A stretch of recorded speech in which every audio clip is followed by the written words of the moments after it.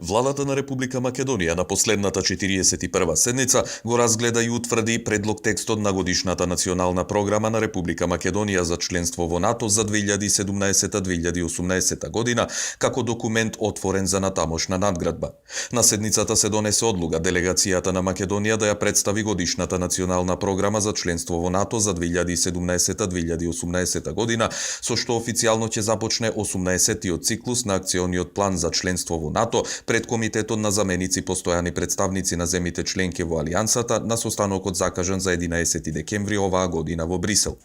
Владата ја разгледа доставената информација од страна на амбасадата на нашата земја во Тирана за состојбите во Република Албанија по големите поплави. Владата ги задолжи Дирекцијата за заштита и спасување, Министерството за надворешни работи и другите надлежни институции во рок од 3 дена да достават предлог решение за испраќање хуманитарна помош кон регионите во Албанија кои се зафатени со поплавите. Владата на седницата го усвои предлог законот за ратификација на Конвенцијата на Советот на Европа за спречување и борба против насилството врз жените и домашното насилство, позната како Истанбулска конвенција, со што се создаваат услови за еден поширок и посеопфатен пристап во борбата против насилството. Од аспект на кадровски решенија, владата за национален координатор за имплементација на националната платформа за намалување на ризици од несреќи и катастрофи на Република Македонија го именува Павле Трајанов. Министерството за економија на владината седница ја презентираше информацијата за изменување на законот за трговија согласно иницијативата на посветените компании во рамки на проектот Учиме од бизнис заедницата. Со информацијата Министерството за економија во рок од 2 месеци треба да достави предлог за изменување на законот за трговија за укинување на времето за продажба на алкохол и укинување на ограничувањето, односно забраната на продажба на алкохол во киосци за кои ќе се издава лиценца.